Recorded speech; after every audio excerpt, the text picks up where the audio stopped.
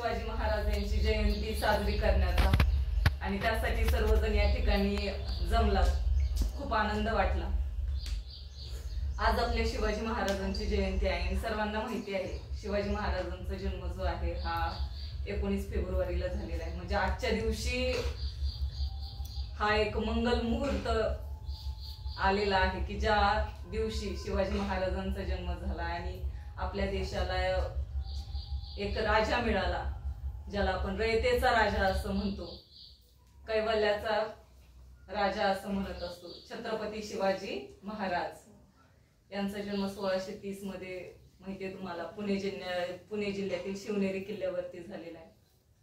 लहानपणापासूनच शिवाजी महाराज जे आहे हे खूप कुशाग्र बुद्धीचे होते, कारण की त्यांना लहानपणापासूनच त्यांच्या माता जिजाऊंनी खूप चांगले संस्कार दिले आणि रयतेला सुखी कसं ठेवायचं याबद्दलचं ज्ञान त्यांनी दिलं। आपल्यालाही आपल्या घरातले देतात असं ज्ञान की कोणाला काही दुखू नका किंवा कोणाला काही वाईट बोलू नका, सगळ्यांचा आदर करा। पण काही काही अशी व्यक्ती असतात की ज्यांना नाही जमत असं करणं, बरेच असे असतात व्यक्ती। पण आपल्यामध्ये ते गुण आहेत, आपण दुसऱ्यांचा आदर करतो, दुसऱ्यांबद्दल चांगले विचार करत असतो, असं शिवाजी महाराजही करत होते। आणि त्यामुळेच त्यांनी लहानपणीच स्वराज्य स्थापनेची शपथ घेतली होती रायरेश्वराच्या मंदिरामध्ये त्यांच्या मावळ्यांसोबत।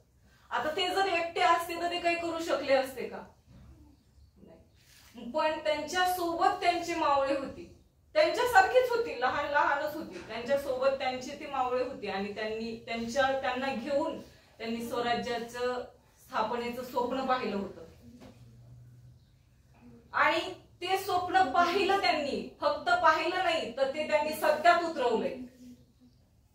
नाही तर आपण एखादं स्वप्न बघतो, मला MBBS व्हायचंय, मला डॉक्टर व्हायचंय, मला इंजिनियर व्हायचंय, फक्त ध्येय आपण पुढे ठेवतो, पण त्याच्या दिशेने कोणतीच वाटचाल करत नाही।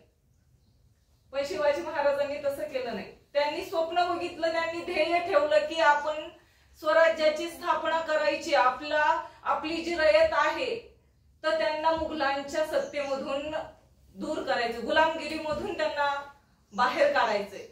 आणि ते स्वप्न त्यांनी पाहिलं आणि ते सत्यात उतरवलं। तसंच तुम्ही करणं आवश्यक आहे। तुम्ही एखादं स्वप्न पहा, आणखी तुमची वेळ गेलेली नाहीये, तुम्ही 8वी 9वी 10वीलाच आहात, तुम्ही एक ध्येय समोर ठेवा, तुम्हाला काय करायचंय।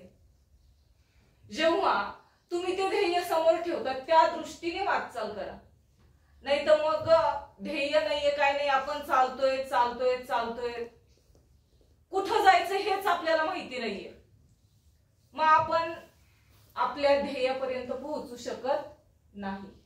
मग आपल्याला आपलं ध्येय माहिती पाहिजे, तरच आपण आपल्या ध्येयापर्यंत पोहोचू शकतो, नाही तर कोणत्याही दिशेने जातो। 10वी झाली, एखादं म्हटलं की 12वी कर, हा ठीक आहे 12वी कर, परत दुसरं म्हटलं की नाही नाही 12वी नको करू, जरा पॉलिटेक्निकला ऍडमिशन घेते, खूप छान असतं, बरं ठीक आहे तिकडं। मग आपल्याला जायचंय कुठं हेच माहिती नाहीये, आपल्या दिशा कोणत्या आहेत, आपली एक जे आपलं ध्येय आहे ते कोणत्या दृष्टीने आहे, काय आहे हे जर आपल्याला माहिती नसेल तर आपण त्या ध्येयापर्यंत पोहोचू शकत नाही। शिवाजी महाराजांनी ते ध्येय पाहिलं होतं, लहानपणीच बघितलं होतं, त्यांना माहिती होतं की आपली जनता जी आहे, आपली जी रयत आहे ही खूप गुलामगिरीमध्ये आहे, त्यांना खूप मुघलांपासून त्रास आहे आणि त्यांना या त्रासापासून आपल्याला मुक्त करायचंय। मग त्याच्यासाठी त्यांनी लहानपणापासूनच प्रयत्न सुरू केली होती, लहानपणापासूनच त्यांनी अनेक असे गड किल्ले जिंकायला सुरुवात केली होती, अनेक अशा जे काही मुघल आहेत, निजाम आहेत, त्यांच्याशी लढाया करून गड किल्ले जिंकले। आपण अजूनही जातो शिवजयंतीला वगैरे त्या गड किल्ल्यांवरती किंवा गड वगैरे पाहण्यासाठी आपण तिथपर्यंत जात असतो।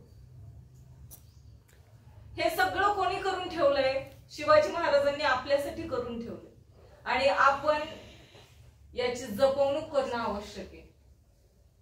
जर फक्त शिवजयंती पुरतच आपल्या मनामध्ये शिवाजी महाराज आहेत, छत्रपती शिवाजी महाराज आहेत, फक्त शिवजयंती पुरतच असणं आवश्यक आहे का? आपल्या अख्ख्या आयुष्यामध्ये आपण शिवछत्रपती महाराजांचे जे विचार आहेत तर ते विचार आपण अंगी बाळगणं आवश्यक आहे, तरच कुठेतरी काही होईल. नाही तुम्ही सांगत असते तुम्ही अभ्यास करा, तुम्ही पाठ करा, तुम्ही अभ्यास करून या. नाही आज नाही, उद्या नाही, परवा टेस्ट घ्यायची म्हणली की नको मॅडम आज नको, आपण परवा घेऊ ना, नाही तर मग गुरुवारी घेऊ ना.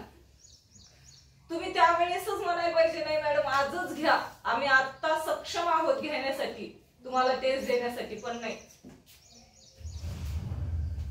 तुम्ही तेवढं प्रयत्न करणं आवश्यक आहे, तेवढा अभ्यास करणं आवश्यक आहे.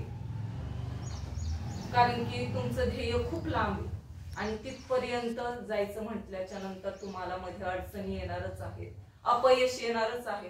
असं नाहीये शिवाजी महाराजांना अपयश कुठेच आलं नाही असं नाही, त्यांनाही अपयश आलं. पण ते अपयश आल्याच्या नंतर ते कोलमडून खाली पडले का की नाही मला हा किल्ला मी जिंकलेला नाहीये, मग नाही आता मी दुसऱ्या किल्ल्यांच्या मागच लागत नाही, दुसरे गड जिंकण्याच्या मागच लागत नाही, असं केलं का त्यांनी? नाही. त्याच्यातून ते शिकले आणि जेवढे काही गड किल्ले होते तर त्यांनी ते जिंकून घेतले. तसंच तुम्ही करायला पाहिजे.